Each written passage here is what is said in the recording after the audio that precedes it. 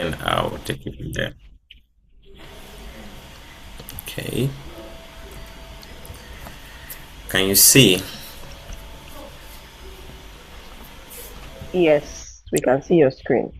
All right. Thank you. So, once again, thank you so much, Bessie, for having me and for asking me to take on this topic on boundaries. So, and when I thought about it, I was wondering, what am I going to say about boundaries? And it dawned on me that, well, I should speak to it from my heart. I should speak to it just from the way I've seen it, the way it has I've evolved with it over time. So we're going to get into it, and we're going to find out why saying no is hard, and why sometimes it's even the wrong solution for you. Like Bessie was asking, how do you learn to say no? So I'm going to take it in a very interesting direction today. So I want to start with two questions. I want you to answer the question. This is going to be kind of interactive, okay? So first question I want to ask is that how many of you have said yes to something, and immediately the moment those words left your mouth, you regretted it? Let me see. How many of you have said you said yes to something, but as the moment the words left your mouth, you regretted ever saying yes to it? Okay, all right, yeah, good. Think about that. Think about that for a moment. Think about it as you ask us here. The question should be who hasn't. Exactly. All right. So yeah, I want us to think about that question. Then the next question I want us to think about is that how many of us you're actually tired right now? Like honestly, you're tired right now, like genuinely tired. And not because you're lazy, but just because you're not, and not because you're not capable, right? You're just tired because you simply never stop. Like you feel like you just don't stop, and you're really tired. How many of you feel like you're in that place right now?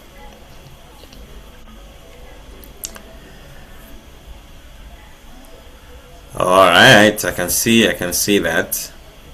Good, good, good. So yeah, and it's exactly what I thought would be for most of us, that we are in that space, and that's exactly why we're here tonight. That's exactly why we're here tonight, and I want us to take it from there and unpack why that is happening to us and how we can work together to come out from that place. Yeah, tired, tired, tired, tired because you just can't stop. Okay, so tonight is called what? The topic for today is how to set healthy boundaries. Okay, and like Bessie was saying at the beginning, and I know what you might be expecting. You're expecting me to teach you how to say no. True or false? True. Are you expecting me to teach you how to say no? Uh-huh. Yeah. You're expecting me how to teach you how to say no, how to push people away politely. How to push people away very politely. Yeah. You want to start saying no. Yeah. And you want to build a wall. But I'm going to disappoint you a little bit tonight because that's not what tonight is about. All right. That's not what tonight is about. Tonight we're going to have a conversation, and I'm going to call it a leadership conversation. Right, we're going to have a leadership conversation.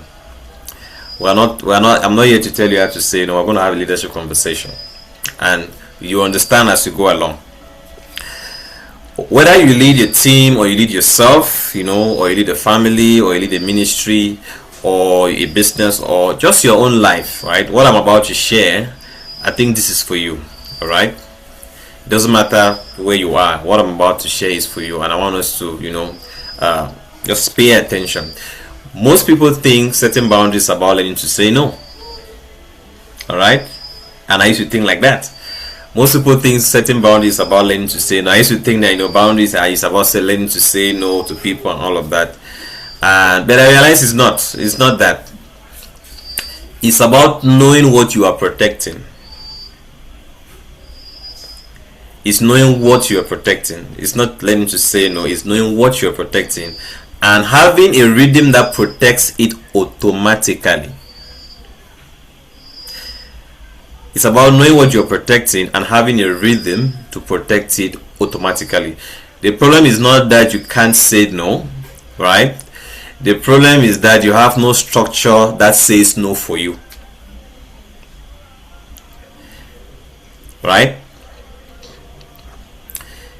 The problem is that you don't have a structure that says no for you. That's what I want us to talk about. So I want us to start with the real kind of diagnosis, all right, and then we'll get into it. That structure thing again.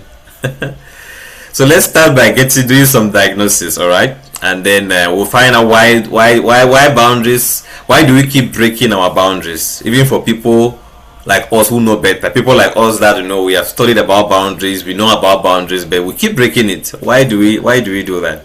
I want us to diagnose that a little bit, and then we'll talk about the architecture of boundaries, which is what I want to focus on in this our session. So why do we do that? Here is the reason number one, or I call it root cause number one, which is the first one that, in fact, is the most serious one. All right. The first reason boundaries break down is the deepest one of all, which is that most people never see it. Identity collapse. That's what I call it. All right. You have tied your worth to your availability. Okay. You have tied your worth to your availability, and because you have done that, somewhere along the way you have learned that being accessible means being a good person. True? Being accessible means being a good person. Being responsive means being responsible. Being responsive means being responsible. Saying yes to everything means you deeply care. Right?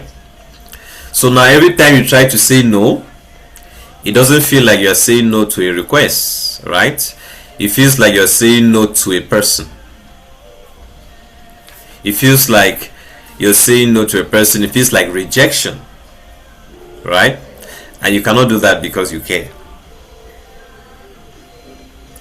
right? You can't do that because you care, so you can't say no. And the problem again is that it's not that you don't care too much.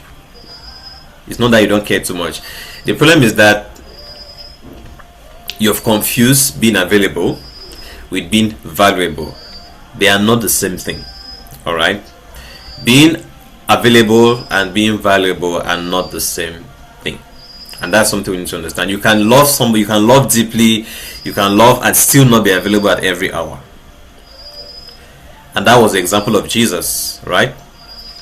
Jesus loved everyone. Jesus loved everyone, but he did not see everyone every day. Right? He did not see everyone every day. So that's the first thing I want us to understand about why we have this breakdown. That's the first root cause. Number two is what I call virtue confusion. This second one is the reason that is even strong in our African context, even in our church, especially in church context, in church people. Listen to me.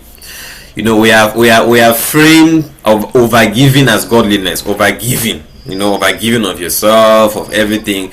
We are framed that as godliness. So we wear this exhaustion as a badge of honor. We like to talk about how we have walked through the night. I gave up my weekend. I haven't rested in months. And people say, wow, what a dedicated leader you are. Right? That's it.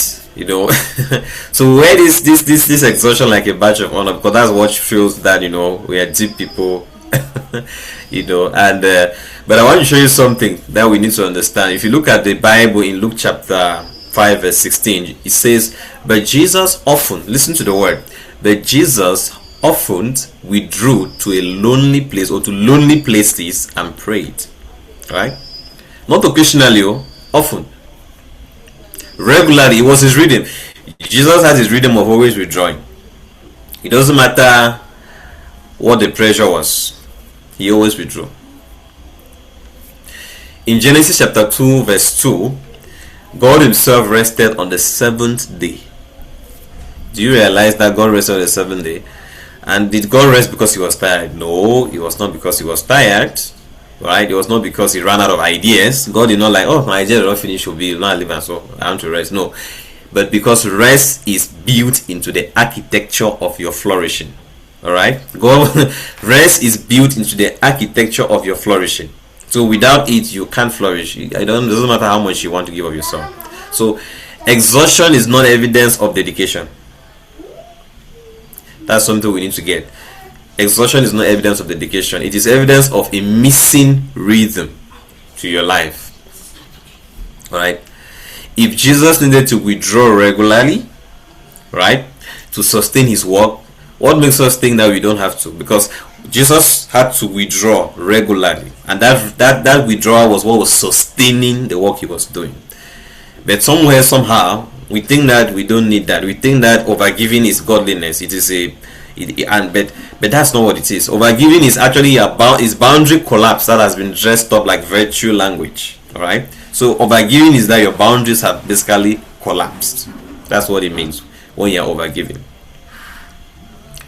And that's not the model that Jesus has called us to take. So those are the two root causes that leads to us, breaking down, right? So Luke chapter 5 verse 16 is the scripture you're looking for. Now let's go into the third cause, right? And here is the insight that I want to bring to you, because this is the insight that changed everything for me when it comes to boundaries, which has now become like the signature, the core of the work I do now, even in my leadership work, is that when you have no rhythm, you don't have a natural boundary. And that's the third cause for why we struggle. And this is the insight that has changed everything I do. This is the insight that even informs the work I do, and I've been building this for quite some time now, and that's what I want to share with you. When you have no structure for example, if you have no structure for when you work, you have no structure for when your rest begins, when your work ends, and when your input happens, or every demand now begins to fill the gap. Okay? Every demand begins to fill the gap. And once that happens, you realize that you don't need willpower to solve the problem. All right, you don't need the willpower to say, okay, now I need to really muster the courage, to say no. No, you don't need that.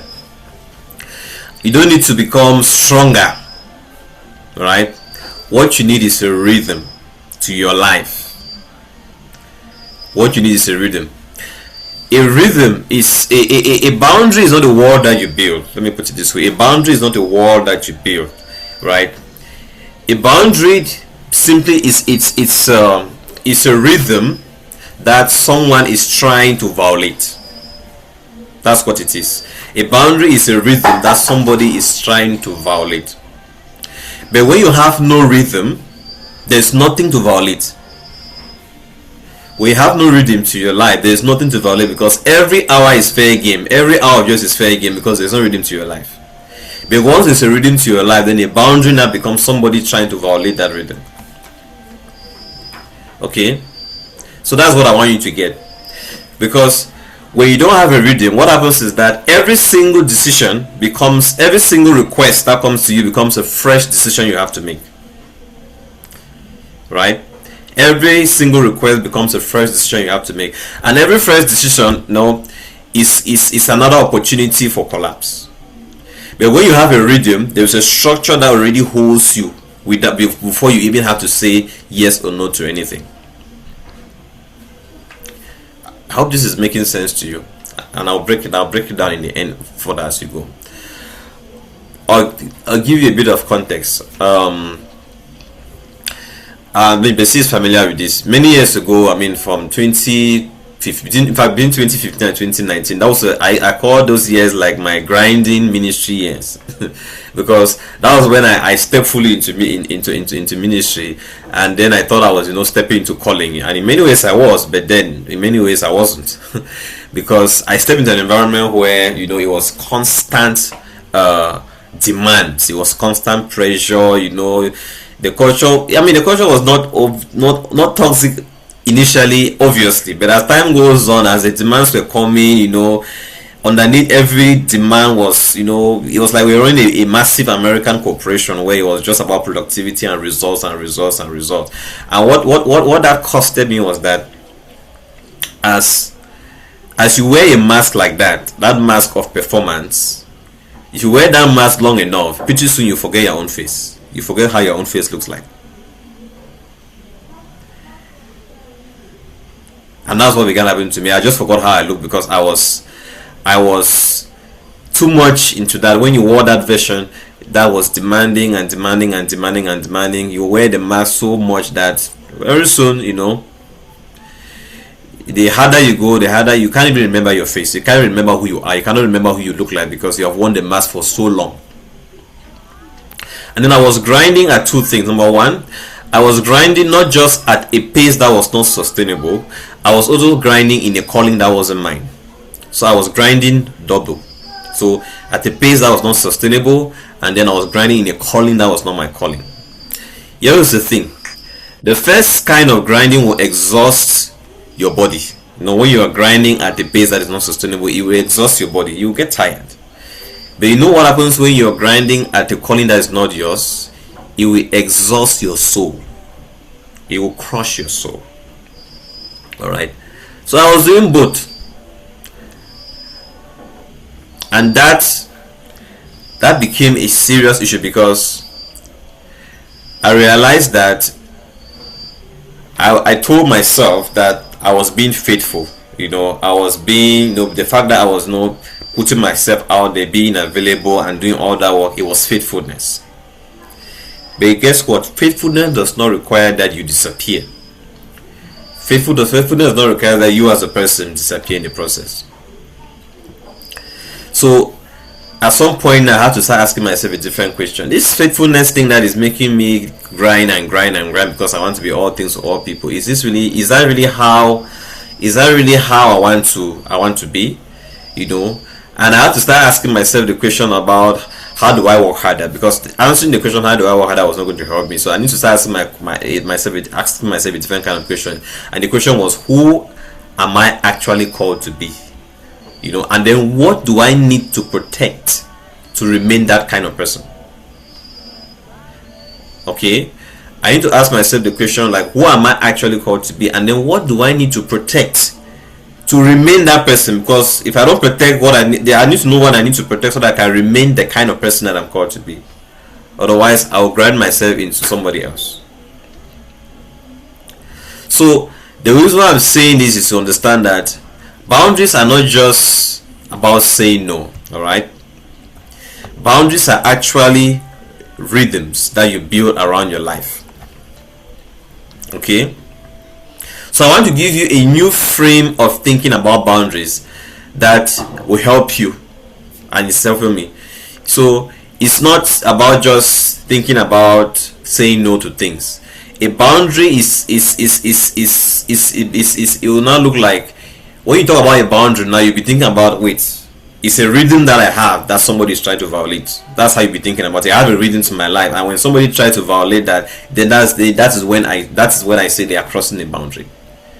Okay, so like I said, if you have more boundary, then you don't have a real or a protected structure of how you walk and how you rest, and then the boundary is not something you have to fight for in the moment. So for example, if I have a rhythm to my work, like my wife knows, I protect my Mondays because my Mondays are an input day for me. I'm not protecting them because I'm disciplined. I'm not protecting them because I'm protecting them because I need that input day so that I can be much more productive the next day. I need an input day. So because I've a rhythm to my life, it makes it easy for me to tell somebody that, oh no, we cannot meet on Monday. It's not because of the person, it's because I have a rhythm to my life that determines when I'm in input mode, when I'm in output mode, when I rest. So my rhythm already creates a structure. That's what I mean by, if you don't have a rhythm to your life, then you don't have a structure that already says no for you. so that every decision is not something you have to think about. Why should I say yes? Should I say no? No. If you have a rhythm, the yes and no becomes automatic for you. Almost. All right. So when Jesus was met with the crowd, the more crowd came to him, the stronger his rhythm became. So for example, it says, like we saw in the screen here, Luke chapter 5 verse 50 says, yet the news about him spread all the more, so that the crowds of people came to him. But Jesus often withdrew to lonely places and prayed. In other words, the more the crowd came, the more Jesus took to his rhythm. Alright? The more the crowd grew, the more Jesus withdrew. His rhythm didn't shrink under pressure, it held. So God has built rest into the fabric of creation, not because he was tired, but because rest is what makes your impact sustainable. So what that means is that when I create a rhythm to my life, I know that this rhythm is what makes me sustainable. So for me to be able to deliver and serve the people that want me to serve them, I need to hold the rhythm that is giving me their capacity to produce that result. Are you still with me? I need to protect the rhythm that enables me to produce that result. Okay, so that's something that I want you to get. So that is what I've been building around my life right now, is building a rhythm. The rhythm now gives me the infrastructure to create the boundaries or to say no to things. Before, I think, again, like basically we are aware of this, when I was doing the leadership formation program, and we started the whole sojourner thing where we're meeting people. Before, people would just meet me and say, Pastor Sai, I want to meet you, and I'll just say yes. Some days I'll have meetings on Mondays, Tuesdays. I'll be having meetings the whole time because I'll be having one-on-ones with people. But then I realized this is not sustainable. But the reason why I could not say no is because I had no rhythm to my life. But when I created a rhythm and I created my weekly rhythm, I now knew that Mondays are my input days. That's the day I withdraw to study, to recharge, to build myself up. And during that time, I don't need to be distracted. I don't need people coming and having meetings with me. So when somebody come to me and say, Pastor Sai, I want to have a meeting, can I have a meeting on Monday? I don't even need to think whether I should say yes or no. Monday is already designed as a day that I cannot take meetings. Not because I'm saying no to the person, but because I'm protecting what happens on that day. Alright? So it created an infrastructure for me to begin to protect myself and protect my day. So let's go deeper into what this rhythm looks like. Okay, so I want to show you this. These are not productivity tools, but it's an architecture for boundaries, because that's exactly what they are. So let's look at it in a bit. So here is a shift that you have to make. The default mindset we have is that a boundary is a rigid wall we build. Okay, but with the leadership habit, which I'm about to talk about, is a rhythm that you protect, right? And this does not rely on your willpower. It relies on a structure, an architecture that you build. All right, it's an architecture you build that gives you structured rest. Okay, gives you structured rest, and then it enables you to flourish at capacity. So it protects your capacity and it enables you to flourish. Okay. And then you don't focus on reactive rejection in the moment, where you're trying to reject people in the moment because you're reacting to, I cannot just be saying yes to everything. Instead, you are very proactive in protecting yourself based on very established rhythms to your life. All right, so you already have a protection that is established in advance. For example, I don't need somebody to tell me that they want to see me on a Monday for me to say no. My Monday is already structured in a way that I don't receive people on that day. Okay? Because I'm protecting something on Monday already, so that on Tuesday I can do what I'm supposed to do. So so what happens is that somebody wants to see me on Monday, I say no, let's meet on Tuesday, because on that Monday I'll spend time to invest in myself. It's my input day, and when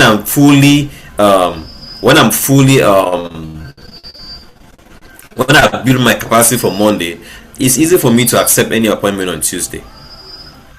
So let's look at it. The rhythm in a bit more detail. So here's what it looks like. There are 4 of those rhythms that I built that helps me to create boundaries automatically. Okay. The first rhythm is what I call the daily pause, which is basically a morning and evening grounding practice. Basically, how I start my day and end my day, it creates a natural boundary on its own. For example, in the morning, there's a rhythm for the morning, right? Before I touch the phone, before I do anything, there's something I must do in the morning, right? 15 minutes of silence and all of that. In the evening, I have an evening grounding practice. What happens is that it creates a boundary. Why? There is a space before and after demands come. So before any demands comes for the day, my morning routine or my morning rhythm already protects me, so that nobody gets the first minutes or the last minutes of my day. So don't expect. So since I know that before I do anything in the morning, I must carry out my morning routine, it's easy for me not to pick up a message, a call at a particular hour, because during that time I'm not even with my phone. That's the first one. The second one is what I call the weekly rhythm or the weekly wave. Now this one is what that has really helped me the more, because I'm sure most of you sometimes even have a morning routine. But the weekly wave is where I really began building structure into my week, where I have input days and I have output days. That now what did that do? Those help me to create a line between the times of my renewal and the times of my engagement, just like Jesus. So my input days are my renewal days. They are days where I'm either focused, I'm pulling and withdrawing from interacting with people and withdrawing from engagements, so that I can be recharged, I can be renewed. So because I have that as that rhythm in my week, for example, my input days are Mondays and Wednesdays. Because I have that rhythm in my week, it's very easy for somebody to come to me and ask me that, Pastor Silas, can we have a meeting on Wednesday? And I say no. They know I'm saying it has nothing to do with you, right? It has everything to do with the fact that I'm protecting my rhythm, because I've put that day as a day that I invest in myself, so that on the days that I'm available, I can give myself fully. Okay, so that's how my week is structured.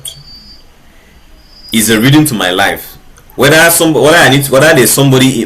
are people making demands on me or not, it doesn't change the rhythm that I have around my life. The rhythm is there for me to protect the person that is delivering on the work or whatever ministry work I have. Okay, then the next thing I do, or the next thing that I do now, is I have what I call the quarterly rhythm, or what I call the quarterly pivot. Now this one is very important, because most times we don't. This is the one that sometimes we just forget. Daddy, come and look for your first room, Daddy. Daddy. Somebody talking?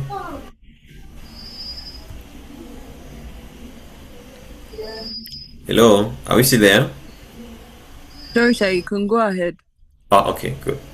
So the third one is what I call the quarterly pivot, or the quarterly rhythm, which is basically that every 90 days I take time to recalibrate, and this helped me to create the gap between when I'm executing and when I'm seeking for direction.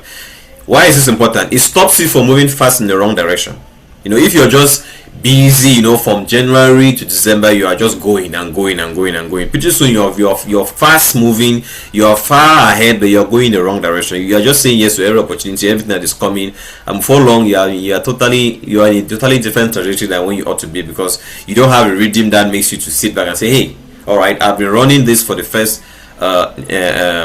in fact, let me put it this way. We are already getting towards the end of the first half of the year. This is May, getting to June. How many of you on this call can rightly say that you're still on the same path that you set out to be on in January?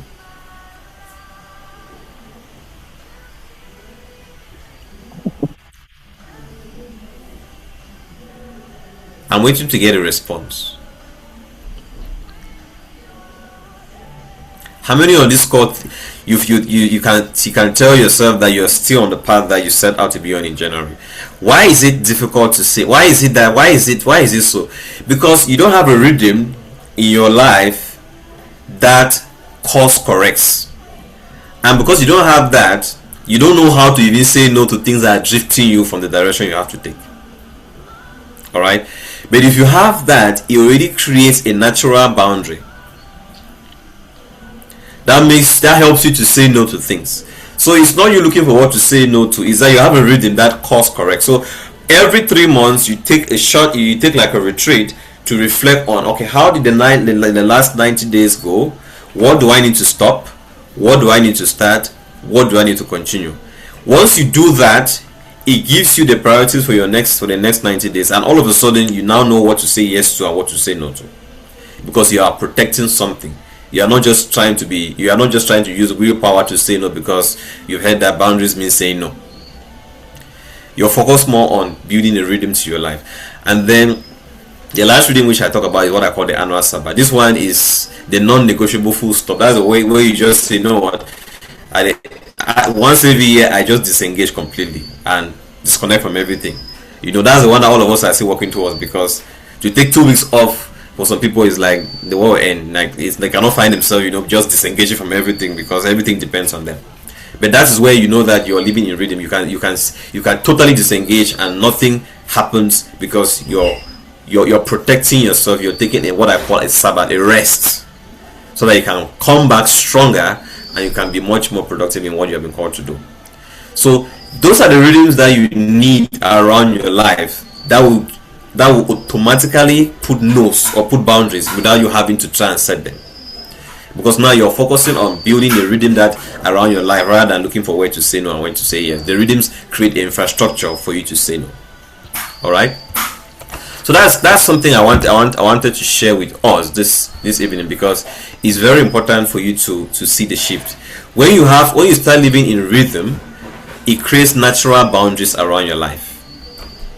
Natural boundaries. So how does your rhythm says no for you? Okay, I think I already mentioned that if you identify one rhythm and you protect that rhythm this week, right,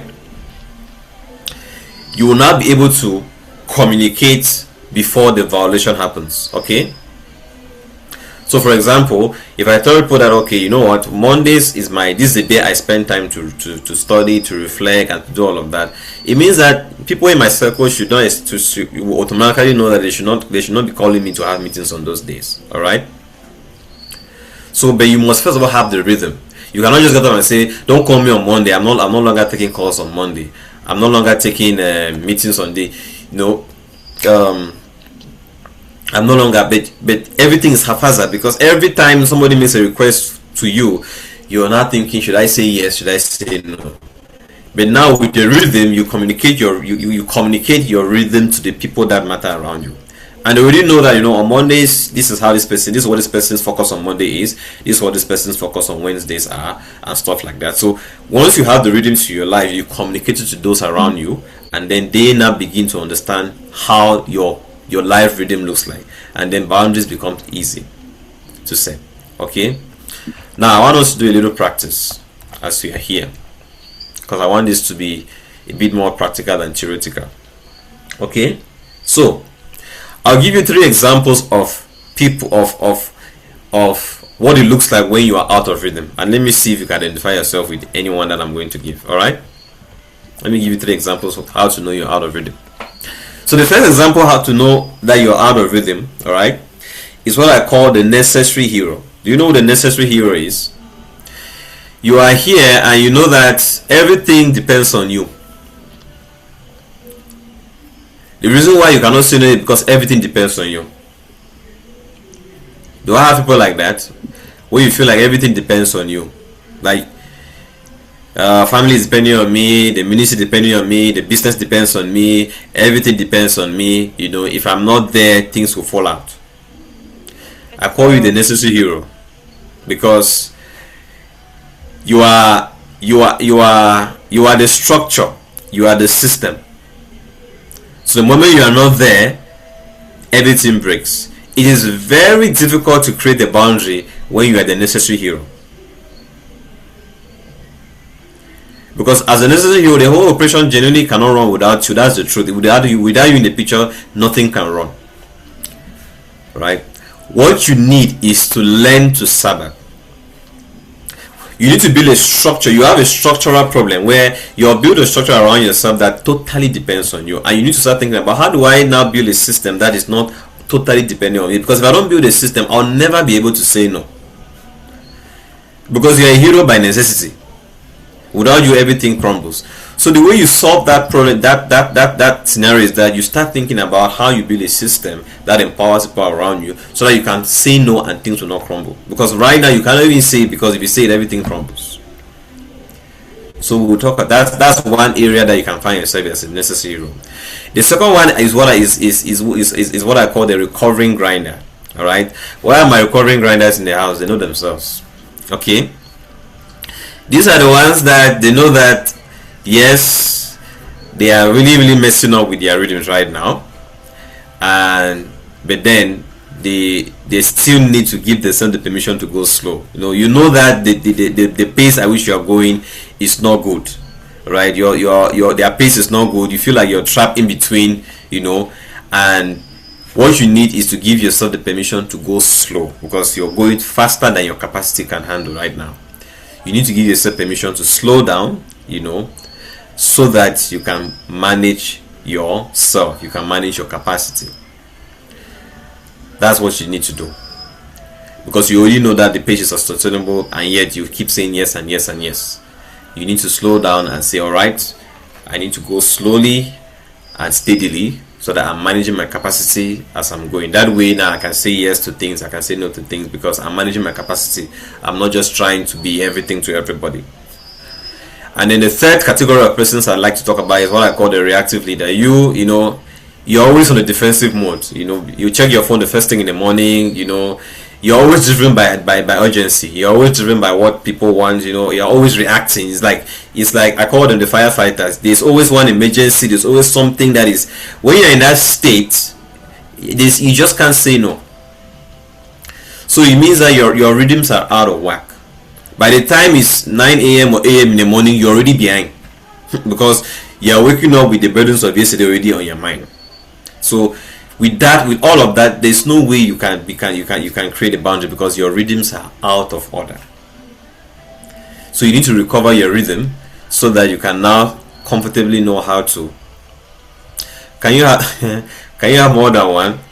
Well, it's very possible, but the important thing is to focus on the one that is most pressing. So here's what I want us to do as we wrap up this. Okay, I'm going to ask you a question, and I want you to give yourself a score. All right, you can put the score in the comment if you want. I want you to give yourself a score, and then we'll take it from there.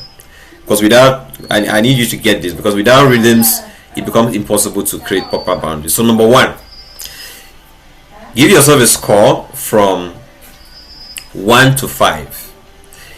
First question I want to ask you is, do you have a consistent practice that grounds you before the demand of the day starts? You can put your score in the chat. Do you have a consistent practice that grounds you before the day's demand hits you? Give yourself a score of 1 to 5. Good. All right. So that's it for your daily rhythm. A score from a score between 1 to 5. All right. Good. Now I want you to note that score. Now the second question I have for you is, do you have at least 1/2 day each week? 1/2 day each week, which is genuinely for input, learning, and renewal. A day, or at least a half day, that day is genuinely just for your input and renewal. If you have that and you say you're doing it consistently, give yourself a score from 1 to 5. That's the second question. So put there question 1, you give the score, and then question 2, you give the score. Cure 1, my score is 1. Cure 2, my score is this. I want you to note that. Do you have a day in a week, or a half day in a week, which is genuinely for your renewal? It's not a day where you are meeting clients, doing work. It's the time that you just focus on yourself to renew. Do you have that? That's for question 2. All right. Then for question 3, are we there? Okay.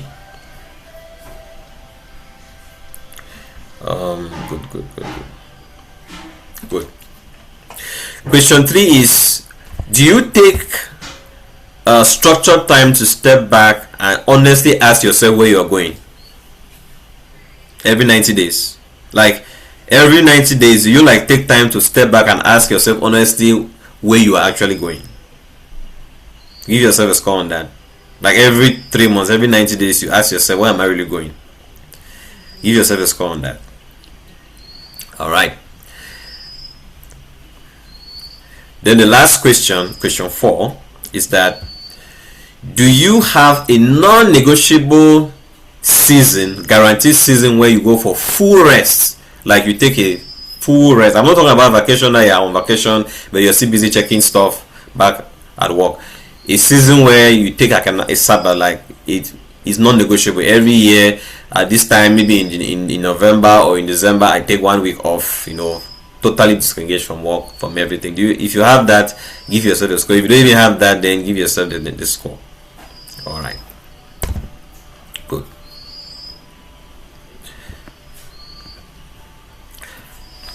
All right, so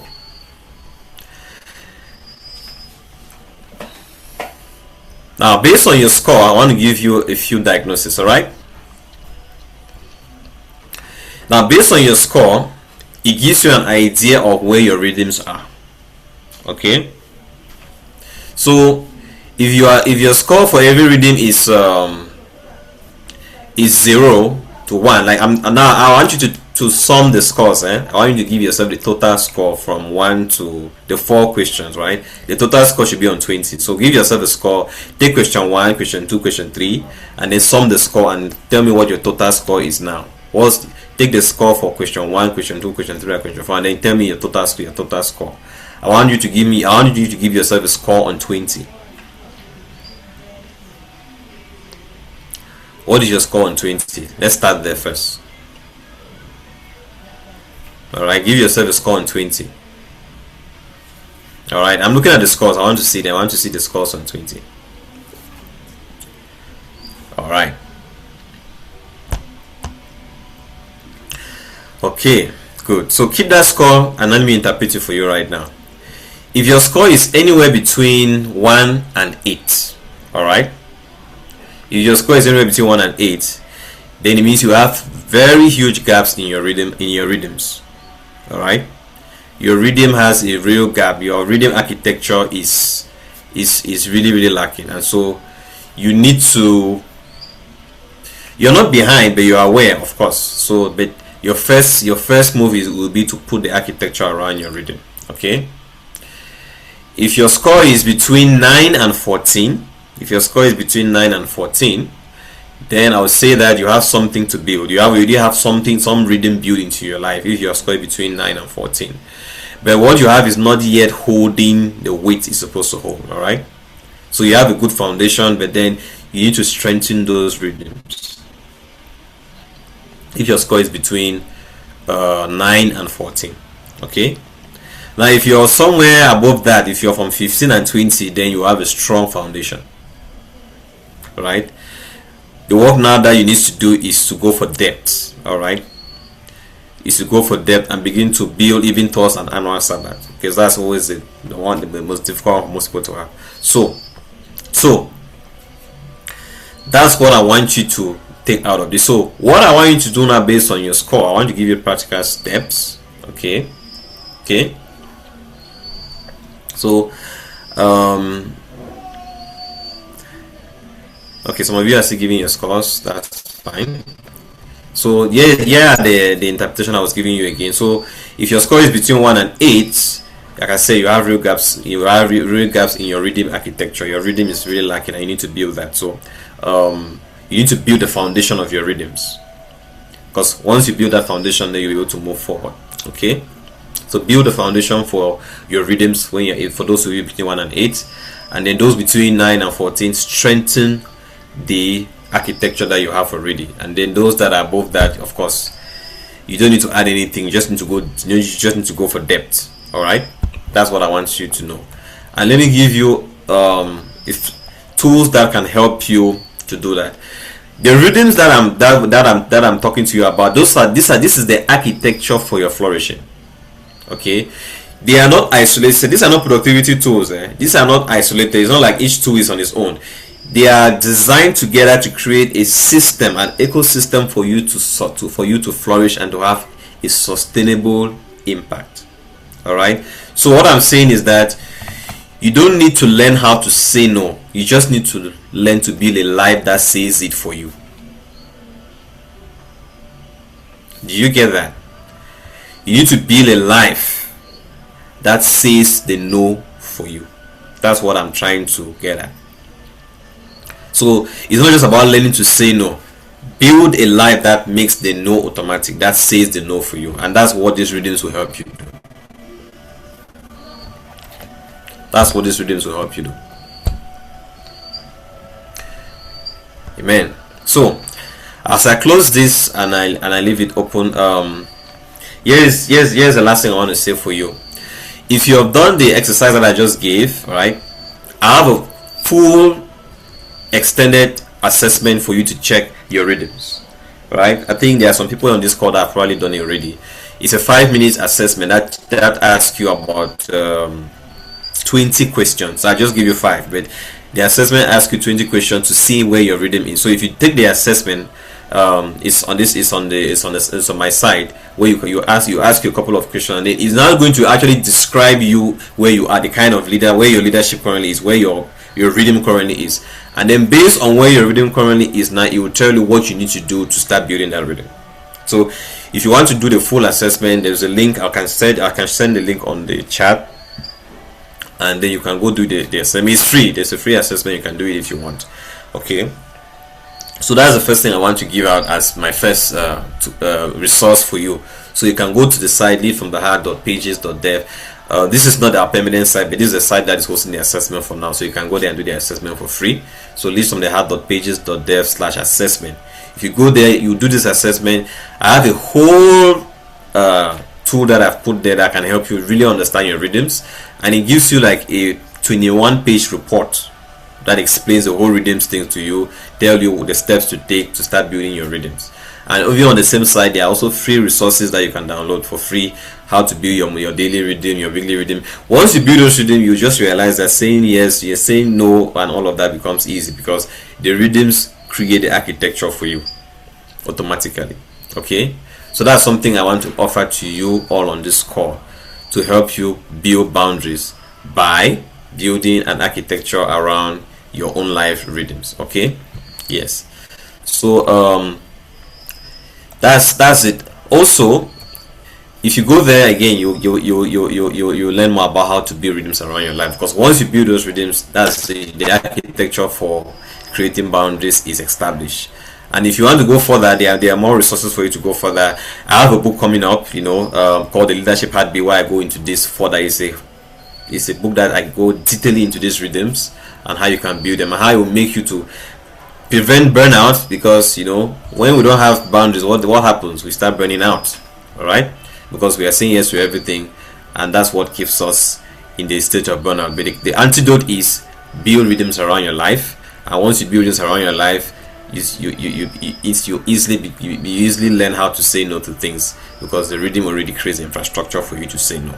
All right, so that's it for my lesson for today, and I hope this has been helpful to you, and I'll leave it at this point. If there are any questions and any comments, I'll take it from there, and then we'll wrap it up. Thank you very much. Over to you, my host. Pastor Sky, I'm just going to give a few minutes for any questions before I jump in and end. Maybe there might be a question somewhere. Anyone has a question? Put your digital hand up so that we can see, or you can type it in the chat.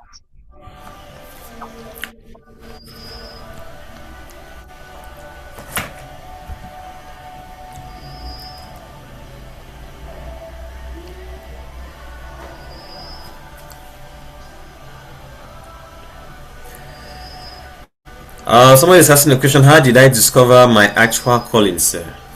That's a question that's a whole session on its own. I think the short answer to that is that I discovered it in stages. That's what I would say. I did not discover it all at once. I discovered it in stages. And the first stage was, first of all, just let me put it this way. The first stage of my discovering my calling was, first of all, discovering who I am as a son, and learning to be just a son of God, right?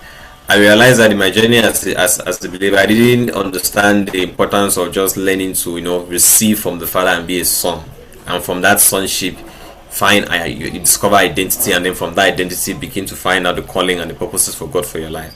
So for me, it was a journey of, first of all, learning to be a son, and from the place of sonship and the place of intimacy, the Lord began speaking things to me, and from that place things began opening up. And like I said, this is a lot to say, but I would just say it started from that place of intimacy with God and learning to be a son. And from that place, certain dreams in my heart began surfacing, and those dreams became pointers to what the Lord has called me to do.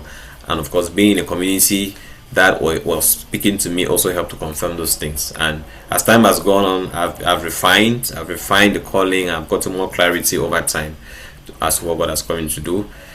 And I know that my calling is all tied around leadership and building people and building systems as well. Yeah, I'll leave it at that. Yeah, any other question?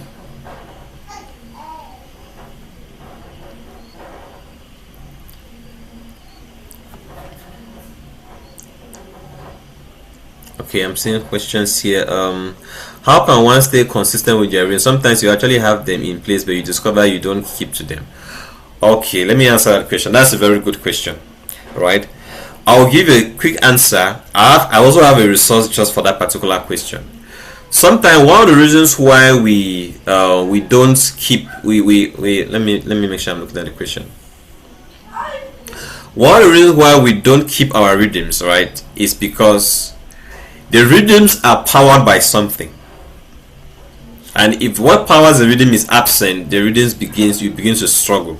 I'll give you one of them, one of the things that powers the rhythm. Number one, rhythm is powered by love. Why do I say that? Love for yourself, love for the people, and love for the calling. Alright? If you don't love yourself enough, and you don't even love the people enough, you will easily break your rhythm. So you need to check. That's one of the reasons. One of the reasons why people break your rhythm, because the love that is supposed to fuel them to maintain that rhythm has fizzled, and so you need to check back. Where is the love? Love for self, love for people, love for calling. The second thing that can break the rhythm is that you have become hopeless. Right? When you have lost hope, you no longer have hope. You don't believe that the things you're hoping for is going to happen. You just become loose. So there are a couple of things that make you to lose. That's the foundation. For example, why would I intentionally want to protect my rhythm? Because I've grown to love myself and love the thing God has called me to do so much that I wish to build a rhythm around protecting it. But the moment I lose the love for that thing, I lose the power to actually protect the rhythm. So one of the reasons why we don't protect it is because we lose the love for it. So that's just one, and there are a couple of other things, but I'll give you one that's one of the key reasons. When the love that is supposed to fuel you from doing that is no longer there. Okay? And there are other reasons as well. Let me see. How do I manage to stay consistent with building? Okay, with building these rhythms that help us build boundaries. How do I manage to stay consistent? One of the ways you manage to stay consistent is, don't try to build everything. I know I've given you 4 rhythms. The first temptation you are going to fall into is that you want to build all 4 at the same time. No, that's a grinding mentality, trying to build rhythm by grinding. It's not going to work that way. You need to start with the simplest one, which is, for example, how you simply start your day. Right? If you can consistently for 30 days just have a rhythm on how you start your day before you start building a rhythm around how you structure your week, you'll find that you can do it. But if you want to do everything, like it's like you get to, okay, I want to build rhythm, so I'm going to set. When you put so many things in place, it becomes overwhelming. So the way to build consistency is that build it one at a time. Start with one thing, and then when you have built that rhythm and it is sustainable, it is going, you add another to it. Don't try and build a whole infrastructure overnight. You don't have the capacity to do that. It will become overwhelming, and then it will give up on everything. All right. Somebody is asking that in building rhythms and boundaries, what advice do you have for people who work in the corporate world where bosses seem to push and alter those rhythms? That's a very good question, actually, because you will find yourself in that situation. What I would say is that, number one, try and frame your rhythms, especially when you're communicating to your boss, as what you need to be productive. Right? I mean, that's one way to make people understand why you're doing that, is that you are not protecting it against them. You are doing that because that's what enables you to be more productive. So one of the ways you help your bosses to help to not to push against your rhythms is to communicate to them that this is what actually helps you to deliver on what they want you to deliver. All right. An understanding boss will be able to see that. Okay, I'm trying to respond to all the questions, so I'm keeping my answers short. The other one says, how can one really keep to a specific and constant rhythm in a situation where almost everything depends on you, and you actually know if you are not available, things might not turn out the best? Okay, that's a necessary hero. All right, you are the system. So what you need to do is that I'll give you let me give you a little framework. What you can do is that you need to start learning to delegate. All right, you need to start learning to delegate, and for you to delegate, you need to start learning the importance of empowering other people to do things. Because the reason why everything depends on you is because everything depends on you, and you have not intentionally find a way to start delegating. Let me give you a practical step. Think about everything you're doing, right? If you're that person that asks that question, and look for one thing that you can actually hand off to somebody. Just one. Just think about one thing that you say, you know what, from today, this I'm giving this person responsibility over this thing. They will be in charge of it. I'm no longer in charge of it, and then let it go. Right? It's not something that when you are in that position you cannot change everything overnight. You build towards it. So you start learning to let go of things. Okay, today I'm going to give responsibility over this person on this one thing. Might be one little thing. You give, so you let go of it, and then you don't take it back.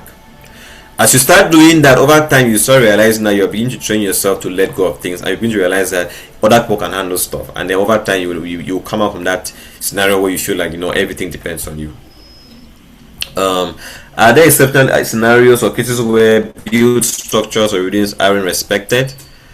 Well, the short answer is that, well, if you're in some kind of abusive situation where people don't respect your boundaries and all of that, then that's a different issue that needs to be addressed. It's a whole question about whether you are in the right environment to begin with, because if you communicate very well, then people should be able to see value in why they need to respect your rhythms.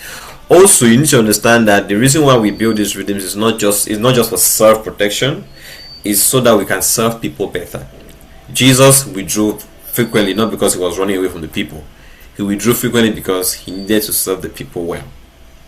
So you must understand why you're doing this. Rhythms 2 and 4 look difficult to keep. As a health professional, I work sometimes every day for 2 to 3 weeks without rest. Having a really consistent rhythm with night duty sometimes makes it really hard. What do you advise for me and others with such demanding jobs?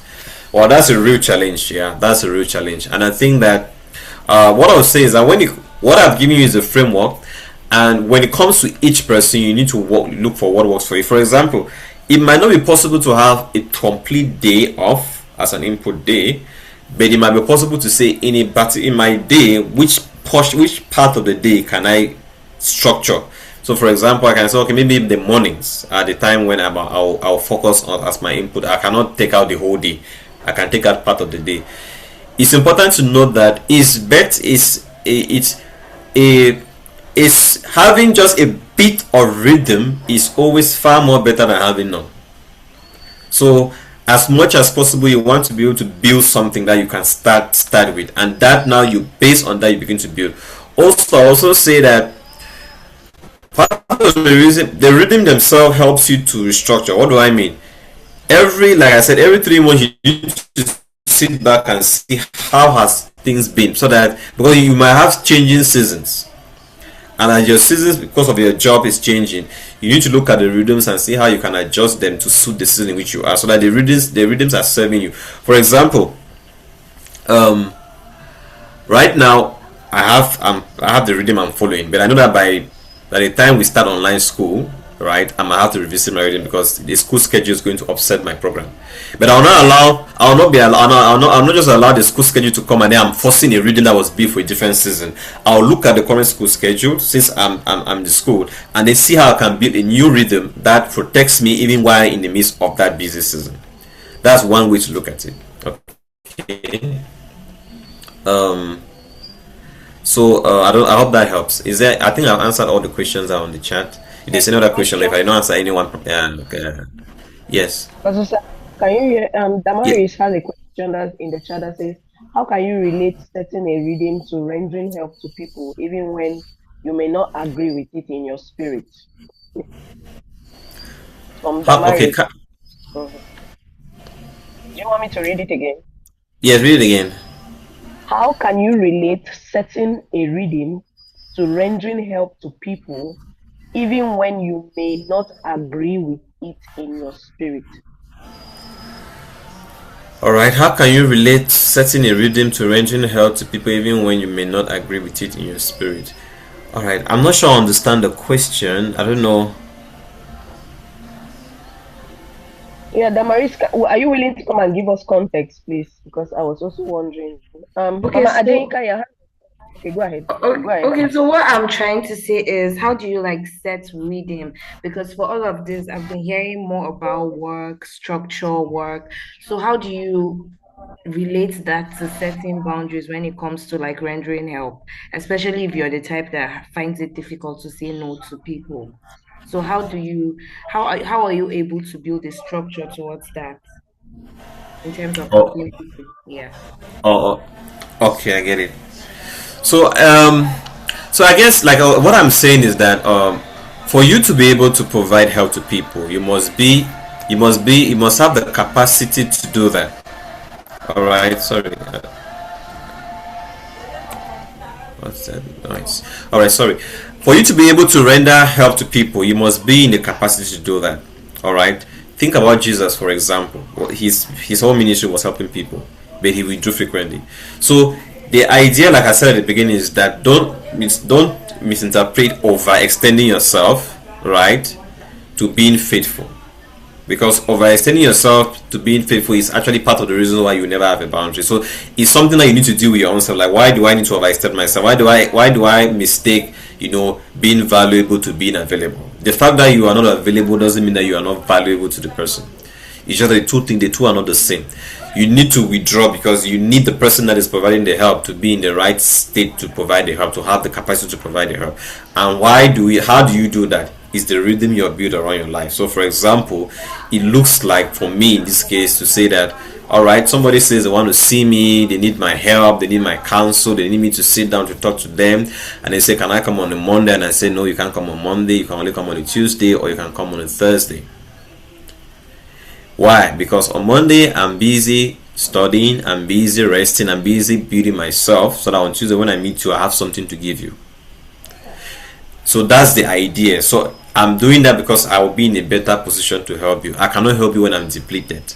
So for you in that case, you need to think about what the rhythm is meant to protect. The rhythm is meant to protect you, protect your capacity, protect who you are, protect your identity, protect your calling, so that when you are in the space now when you're supposed to deliver, you can deliver fully. And you don't create that around people, you create that around your own self. Like, this is the structure that enables me to give my best, and in that state now, when the demands come now, I can make decisions on those demands because I already have a rhythm that determines how I give out my best. Does that help? Yes, it does. Thank you, Pastor Sai. Okay.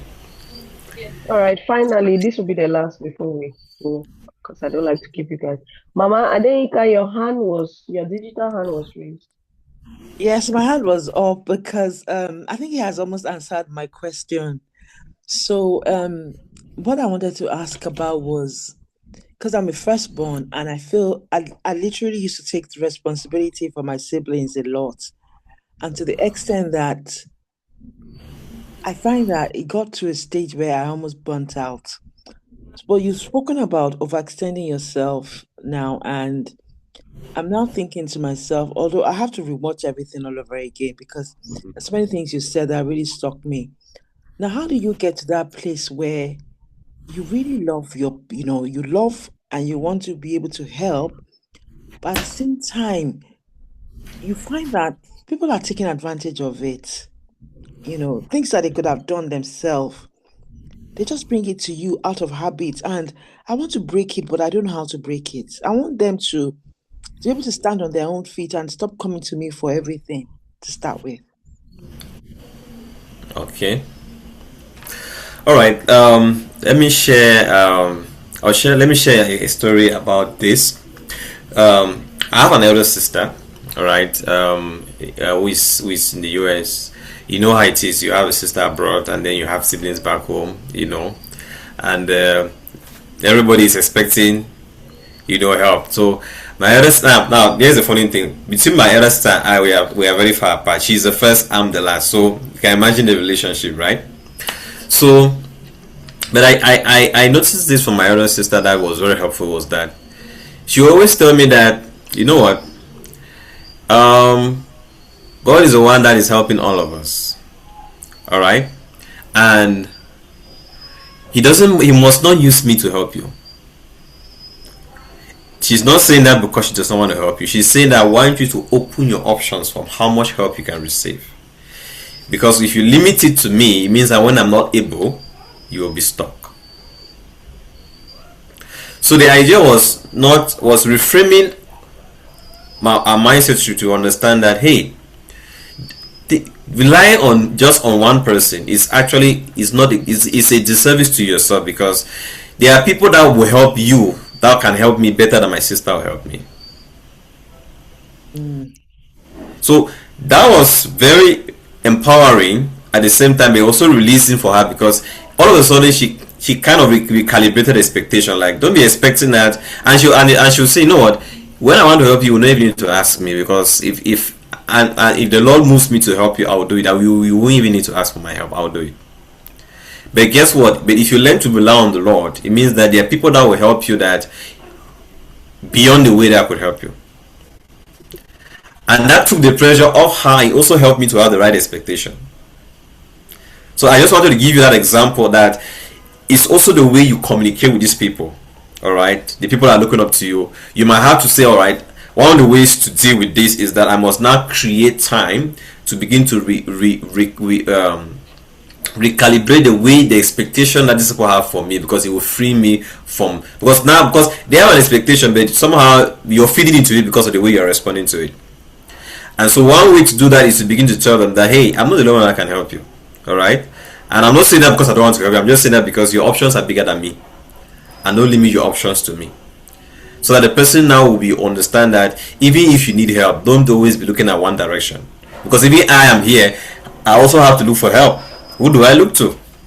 All right. So it took a while, because I mean, not everybody in the family will got the memo.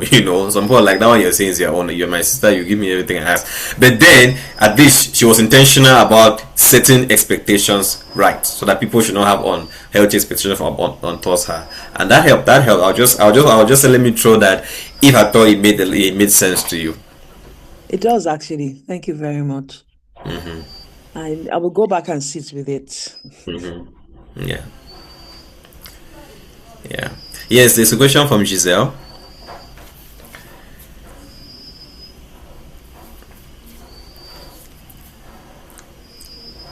Giselle, we are waiting for you, please. Can you unmute and ask your question?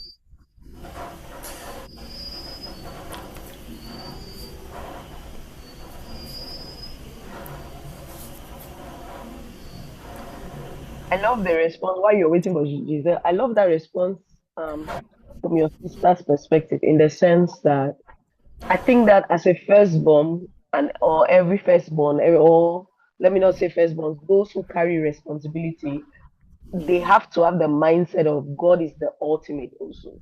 Yes. Because sometimes we become saviors. We feel like if we don't help, there's nobody that can help. So if, as the responsible one, quote unquote, whether it's firstborn, whether it's the one that has the money, whether it's the one that has a skill, whoever you are, that you feel like, oh, you carry such of that sort of that savior complex, the way to go about it, firstly, before you are even able to get to where your sister was able to say that, was to be able to recognize that, hey, God is the ultimate. I cannot save these people, I cannot help all of these people. I can show them to God, or I can give them to God by myself and ask God to help me release them to Him, so that when they come to me, I can direct them to Him. And I think that that's very important for those of us who are like firstborns, responsible ones, the ones with the money in the family, or with the skill, or the one that everybody comes for something. if you are able to do that, it diffuses that false responsibility and that savior complex. I am saying it because I have it big time. And I had to learn to like give it to the Lord. And that really helped me. So for your sister to come to that, she should have gone through a lot, and I believe that that's one of the things that she had to learn to be able to say that to you guys. Yeah. Yeah, exactly, exactly. You need to be there. You need to be. You hold that very dearly, and protect that, because that's what will keep you sane. Because if you don't do that, family will run you down essentially. With endless demands. Right. I don't think that Giselle is coming. So Pastor Sai, final words from you before we release you. Thank you so much. And then we'll end the record. All right. All right. Thank you all so much for your contributions, for your active engagement. My encouragement to you all would be that you're valuable enough, and for that you must build the rhythms that keep you valuable and that keep you safe, so that you can continue offering that value. And that's what boundaries is all about. It's less about saying no to people, but more about protecting who you are and what the Lord has called you to be. If you think about it in that way, then you won't be looking at whether you're trying to tell people no, yes, no. You'll be thinking about, how do I protect this thing that the Lord has given me so that I can serve well with it. So that's my take home message. Think about it in those terms, and you realize that, and then build the infrastructure to protect who you are and what God has called you to do, and then the boundaries will become easy to set. So that's my words that's my parting words for you. And thank you all for engaging. Thank you, Pastor Sai. Thank you very much. Thank you. God bless you. And with that, I want us to end the recording so that